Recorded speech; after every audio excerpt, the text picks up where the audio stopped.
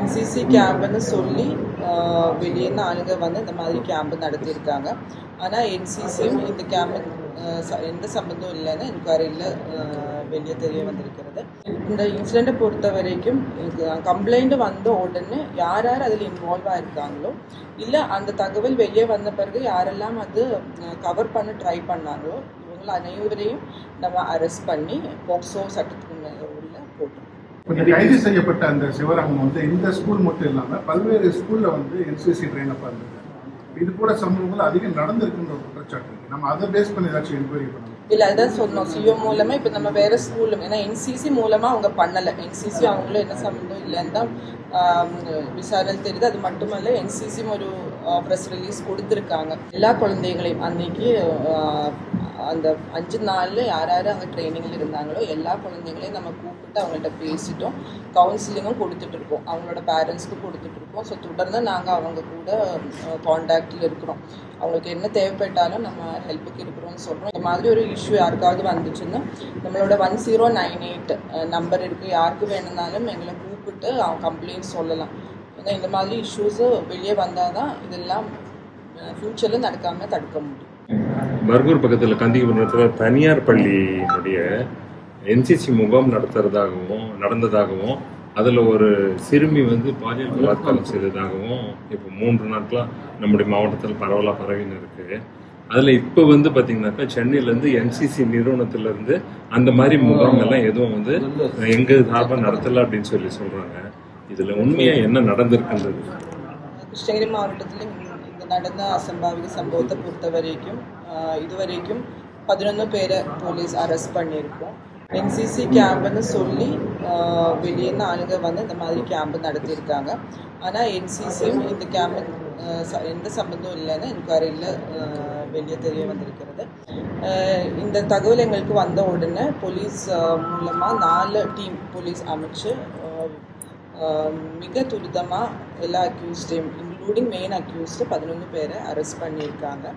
இது மட்டும் இல்லாமல் இந்த குழந்தைகளுக்கு அவங்களுக்கு டிஸ்ட்ரிக்ட் சைல்ட் ப்ரொடெக்ஷன் யூனிட் மூலமாக அவங்கக்கிட்ட என்கொயரி பண்ணி அவங்களுக்கு தேவையான கவுன்சிலிங்கும் சைக்காலஜிக்கல் சப்போர்ட்டும் நாங்கள் கொடுத்துட்டு இருக்கிறோம். அவங்களுக்கு மட்டுமல்ல, அவங்களோட பேரண்ட்ஸையும் தொடர்பு கொண்டு அவங்களுக்கு தேவையான கவுன்சிலிங் சப்போர்ட் எல்லாமே கொடுத்துட்டு இருக்கிறோம். இப்போ எஜுகேஷன் டிபார்ட்மெண்ட் மூலமாக நேற்றுலேருந்தே அங்கே என்கொயரி நடைபெற்று வருகிறது. அவங்க ஸ்கூலை பொறுத்த வரைக்கும் அவங்களுக்கு தேவையான எல்லா பர்மிஷன்ஸும் எடுத்திருக்காங்களா, இதுக்கு முன்னாடி இந்த மாதிரி கேம்ப் அங்கே விதிமீறலோடு நடந்திருக்கா, இதெல்லாம் நாங்கள் என்கொயரி பண்ணிட்டு வரோம். ஸோ இந்த இன்சிடெண்ட்டை பொறுத்த வரைக்கும் கம்ப்ளைண்ட் வந்த உடனே யார் யார் அதில் இன்வால்வ் ஆகிருக்காங்களோ இல்லை அந்த தகவல் வெளியே வந்த பிறகு யாரெல்லாம் அது கவர் பண்ண ட்ரை பண்ணாங்களோ இவங்களை அனைவரையும் நம்ம அரெஸ்ட் பண்ணி போக்சோ சட்டத்துக்கு உள்ள போட்டோம். இல்லை, நேற்று வரைக்கும் 9 பேர் அரெஸ்ட் பண்ணியிருந்தோம். இன்றைக்கி மெயின் அக்யூஸ்டு சேர்த்து 3 பேரை அரெஸ்ட் பண்ணியிருக்கோம். மேடம், அது போக இந்த NCC கேம்ப் இந்த சிவராமன் அப்படின்றவர் மேற்கொண்டு ஒரு 5-6 ஸ்கூலில் வந்து இந்த மாதிரி கேம்ப் நடத்திருக்காரு அப்படின்னு சொல்கிறாங்க.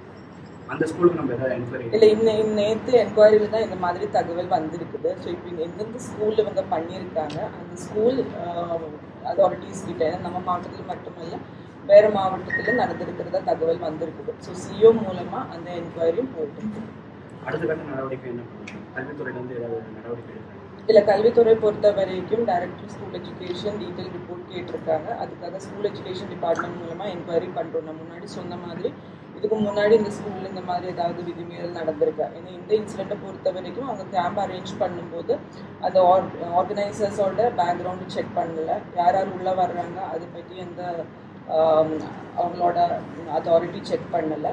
அது மட்டுமல்ல, இந்த மாதிரி ஒரு கேம்ப் பண்ணும்போது ஸ்டூடெண்ட்ஸை வச்சு ஒரு கேம்ப் பண்ணும்போது ஃபாலோ பண்ண வேண்டிய SOP எதுவுமே கடைபிடிக்கல. ஸோ மீதி என்னென்ன விதிமீறல்கள் நடந்திருக்குன்னு நம்ம விசாரிச்சுட்டு இருக்கிறோம். எனிவே அவங்களோட கரஸ்பாண்டன்ட் பிரின்சிபல் இதில் இன்வால்வ் ஆகிற டீச்சர்ஸ் யாராவது ரிப்போர்ட் பண்ண இல்லாமல் விட்டுட்டாங்க. அவங்களுக்கு எல்லாரையுமே அரெஸ்ட் பண்ணி ரிமாண்ட் பண்ணியிருக்கோம். கைது செய்யப்பட்ட அந்த சிவராமன் வந்து இந்த ஸ்கூல் மட்டும் இல்லாமல் பல்வேறு ஸ்கூல்ல வந்து NCC ட்ரெயினப்பாக இருந்திருக்காங்க.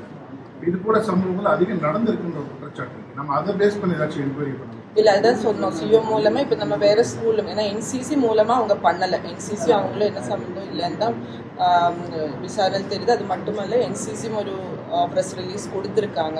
ஸோ என்சிசியோட ஸ்டேட் அத்தாரிட்டி கிட்டேருந்து அவங்க வாங்கின எந்த ஒரு ஆத்தரைசேஷன் லெட்டரோ எதுவுமே இல்லாமல் தான் அவங்க ட்ரைனிங் கொடுத்துருக்காங்க. ஆனால் மீதி எந்தெந்த ஸ்கூலில் பண்ணியிருக்காங்க அந்த டீட்டெயில்ஸ் எல்லாம் கலெக்ட் பண்ணுறோம். அது மேலே ஒரு டீட்டெயில்டு என்கொயரி நாங்கள் கண்டக்ட் பண்ணுறோம். பாதிக்கப்பட்ட ஒரு மாணவியை புகார் அளிச்சிருக்காங்க. ஒரு 13 மாணவிகளுக்கு இது கூட பாலியல் தொல்லைகள் நடந்ததாக வந்து சொல்கிறாங்க. இப்போ அந்த மாணவிகளுக்கு வந்து நம்ம மாவட்ட நிர்வாகத்தின் சார்பில் கவுன்சிலிங்ஸு இல்லை அந்த ஸ்கூலில் இருக்கக்கூடிய பேரண்ட்ஸ் எல்லாம் வந்து நாளைக்கு எப்படி தங்கள் பிள்ளைகளை ஸ்கூலுக்கு அனுப்புறதுன்ற ஒரு கொஸ்டின்ஸ் இருக்குது. இதை வந்து டிஸ்ட்ரிக்ட் அட்மினிஸ்ட்ரேட்டர் ஸ்கூல் எஜுகேஷன் இல்லை ஆல்ரெடி அந்த எல்லா குழந்தைகளையும் அன்றைக்கி அந்த 5 நாளில் யார் யார் அங்கே ட்ரைனிங்கில் இருந்தாங்களோ எல்லா குழந்தைங்களையும் நம்ம கூப்பிட்டு அவங்கள்ட்ட பேசிட்டோம். கவுன்சிலிங்கும் கொடுத்துட்ருக்கோம், அவங்களோட பேரண்ட்ஸ்க்கு கொடுத்துட்ருக்கோம். ஸோ தொடர்ந்து நாங்கள் அவங்க கூட கான்டாக்டில் இருக்கிறோம். அவங்களுக்கு என்ன தேவைப்பட்டாலும் நம்ம ஹெல்ப்புக்கு இருக்கிறோம்னு சொல்கிறோம். இந்த டைமில் எங்களோட ஒரே ஒரு வேண்டுகோள், இந்த மாதிரி ஒரு இஷ்யூ யாருக்காவது வந்துச்சுன்னா நம்மளோட 1098 நம்பர் இருக்குது. யாருக்கு வேணும்னாலும் எங்களை கூப்பிட்டு அவங்க கம்ப்ளைண்ட் சொல்லலாம். ஏன்னா இந்த மாதிரி இஷ்யூஸு வெளியே வந்தால் தான் இதெல்லாம் ஃப்யூச்சரில் நடக்காமல் தடுக்க முடியும். நன்றி.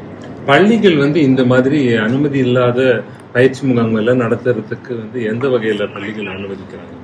இல்லை பள்ளிகளை பொறுத்த வரைக்கும் அவங்க நான் முன்னாடி சொன்ன மாதிரி அந்த ஸ்டாண்டர்ட் ஆப்ரேட்டிங் ப்ரொசீஜர் அவங்க ஃபாலோ பண்ணல.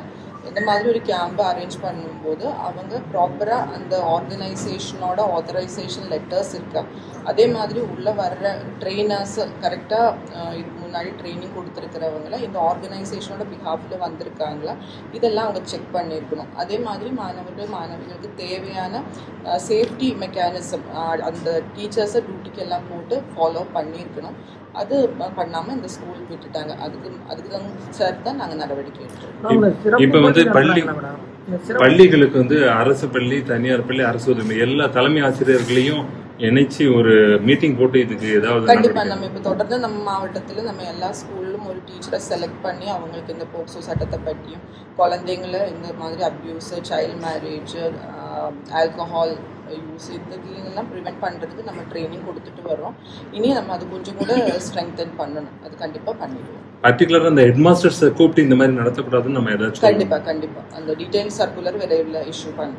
அது இல்லாமல் மேடம் கிளாஸுக்கு முடிஞ்சதுக்கப்புறம் வந்து சிறப்பு வகுப்பெல்லாம் வந்து 7 மணி நைட்டு 8 மணி வரைக்கும் நிறைய தனியார் பள்ளிகளில் நடத்திட்டு இருக்கிறாங்க. இது சம்பந்தமாக வந்து முறையான வந்து சிஓவுடைய அனுமதி வாங்கணுன்ற மாதிரி நம்ம ஏதாவது ஒரு அனௌன்ஸ்மெண்ட் டீடைல்டாக இன்ஸ்ட்ரக்ஷன்ஸ் இஷ்யூ பண்ணிடுவோம். தேங்க்யூ.